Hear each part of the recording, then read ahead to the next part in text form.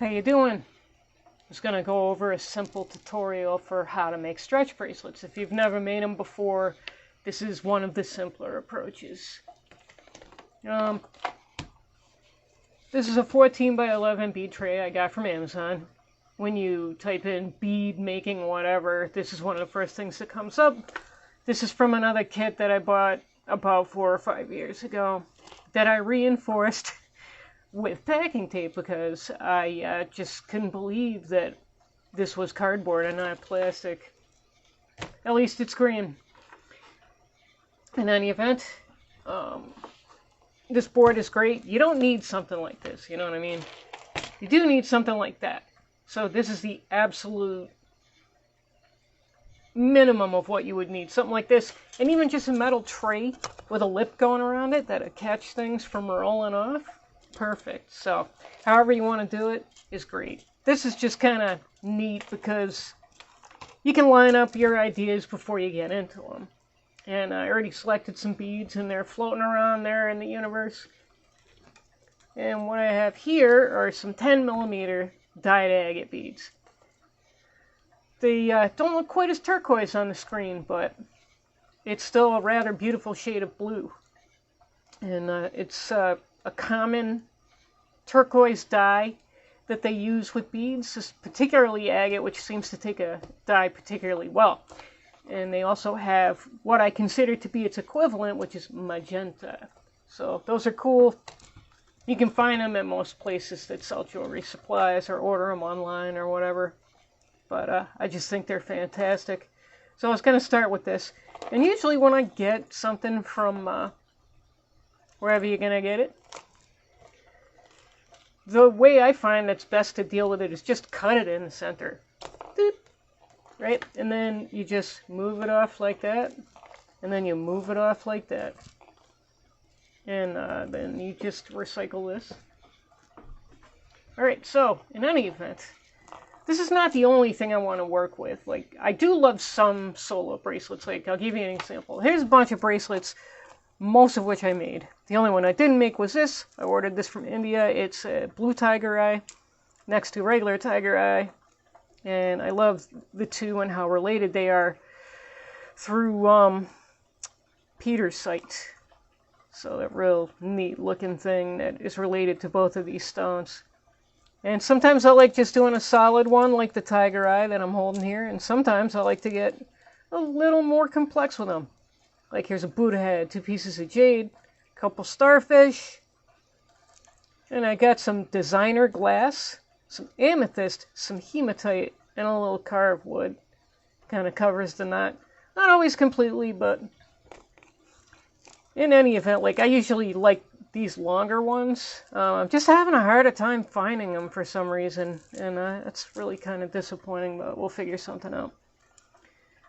But I've made a lot of these, and this one that I was just showing you is 4 years old. So, you know, I really haven't had any problems with the knot coming loose, and I don't lose glue only because I read in a thread that if you know, a professional jeweler told somebody in that thread that if you put a dab of glue on the knot, it can actually eat through the rubber. This has been with me for 4 years, me taking it on and off and moving heavy things around at work and doing whatever, and the thing is held true. Partly because I like to use a heavier gauge of elastic. Stretch Magic. It's really good stuff. I like the 1mm a lot. And the 0.7 is pretty cool too. The 0.5 I would be a little wary of, but I have no real experience with it. So I cannot verify that. I can verify that this is good and strong. And I would take it about, you know, across for like 12 to 14 inches, I'd say in brief. Then you cut it here. Why do you need so much? You obviously don't need that much for, you know, fitting around someone's wrist.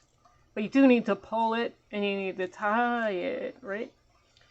Now, one of the first things I do, and I do this with guitar strings too when they're new, is I go through and I pull out the slack, is what I like to call it. You take the slack right out of there, and then, you know, there would be times when I'd be making bracelets and, you know, like 5 years ago or something. And you know, I'd go to stretch it to put it on and off. All of a sudden, it's just stretched out like this, and it stays extended. That's because I had to learn from somebody, whoever that is. I am entirely grateful. You just pull that slack right out of there, and that's never going to happen. So to me, that's just a real important point. All right, so this is set up a little bit odd. But it actually turns out to be quite useful because the average size of a woman's wrist is about 7.5, and can be as large as 8. You know, it just depends on a person's bones, basically, you know what I mean? Like, I got a real small wrist, small bones. Mine's comfortable with a 7.5, or 7.25, 7.5. And because I like to make bracelets for myself and others, I just really like to do it in a way that the thing's going to last. Alright, so I only use my fingers for doing this. Probably because I don't have those long, beautiful nails that a lot of people have. And, you know, I would love to have nails like that to some degree, but my nail beds are rather small and my fingers are rather small, but that makes them good for grabbing stuff. So what I basically do is I just find the end of each one, and I go like that and I pull it through. So what you can do too is, like, I'm going to add a few more to this whole thing. And cut this in the center once again. Pull that out, they're yours. Alright, so now we got some black. I like to use these black lava stone beads because they are just so compatible with everything else. Same reasons I like to wear black t-shirts. Alright, so if I was going to arrange something, I kind of like sometimes to plan it ahead, but I'm more apt to just get a lot of beads together that I like and then make different bracelets out of them.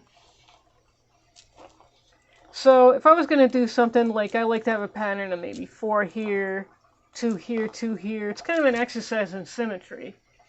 And see if I got anything else. For this one, we're going to keep it simple. Maybe like that. A couple more here. Whoops.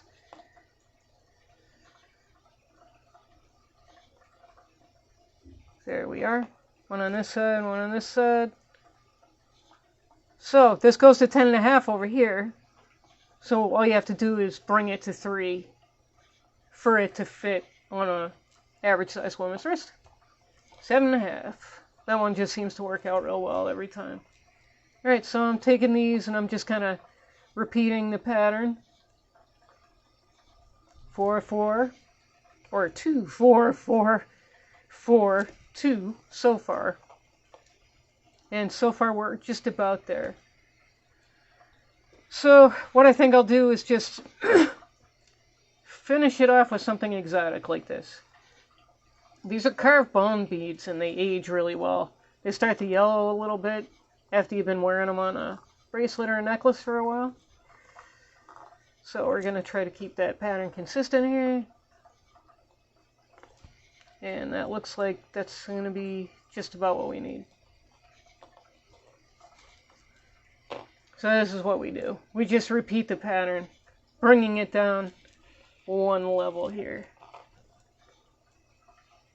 So we're going to go like that. And we're just going to lay it down flat. You don't have to do anything other than that. I also don't like using needles because, like, I don't know, I just don't want to prick my fingers, you know what I mean? Alright, so once again, just put it right to the end, send it through. Keep track of what the bead pattern is that you want, you know, if they roll a little bit loose, you know. You can still reestablish the pattern. Just pay attention to what you're doing. Alright, so here's the hole. Yeah, you can see right in between the black and blue there. Then you got just a little bit sticking out from in between your fingertips, and you go like that. Let it fall. Kind of sails right down there. And if you're right-handed like me, this is the way that's a little bit easier to do. We could do it either way. You could do it with the right hand, sending it through this hole. Ooh, I always love when I can't find it. There we go. Or you can take your right hand and hold it and sort of push that onto the left hand. So I know it seems somewhat simplistic, but there's not much to it. After a while, you just get a feel for it. And some people are fine with something as simple as this, and some people like it different than that. One thing that amazes me is the different ways in which people learn. And when you consider the fact that there's so many different types of personalities and experiences that a person can have, you know, then it becomes easier to perceive the fact that people are going to learn things differently. And I learned to make an adjustable leather necklace, and I was having the hardest time learning it. It's not that the diagram was bad. I actually just had to flip it upside down, and suddenly it made sense to me. I don't know why that is. That goes into a deeper subject than I can cover here, that is for certain. Alright, so this one I'm rolling it around till I find the hole, and I'm pushing it on, pulling it through. Alrighty, then we're going to do the same thing with this one. And then if you want to just double check the syntax, there's one more to go. Sort of end them off and give them a cool look.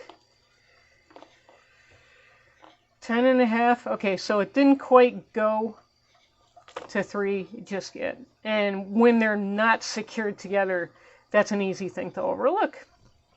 So what we're going to do is we're going to add a couple more of these bone beads. And I try to get them as close to matching as I can. One thing I like about symmetry is, like, I've got a similar pattern here, and then on the outside I'll have the next pattern that's featured in the variety of bone patterns that they offer. Well, this one is in fact a little bit different, but it's fine. Kind of gives it a nice funkiness, kind of tribal looking things, you know what I mean? So there's that. When I pick it up again, I carefully kind of loop it around my fingers and I give it one last small stretch. Now, please forgive me, but I don't know the name of this technique. It is based on the surgeon's knot, but I learned this from somewhere, and I'm sure someone who's good with that kind of thing would recognize what knot it is. But all I do is I take it, I do an overhand knot, just like that, pull it, and I even take the slack out of that on either side. And then what I do is I do the overlap thing a couple times. So it's almost like a backwards surgeon's knot. And then I do the same thing, but right to left. So I have the double overhand knot twice, just going the other way. And then I pull that, and I take my skizzes, right? Nice pair of scissors, cobalts, I like them a lot. And I bring it close to the knot, but not up against it. So it's more like right near it, and you cut it, and voila, you got yourself a bracelet. Sometimes I will make an effort to hide this knot and the two little pieces sticking up. Others, I just don't find it personally that significant. But I sometimes like to put a long piece of wood in there and just cover up that knot.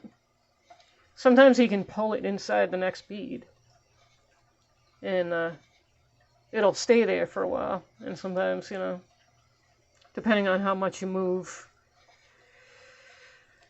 then, you know, what kind of wear and tear it's going to take. In any event, gonna go like that. Feel it for size. Yeah, it's awesome. Feels really good.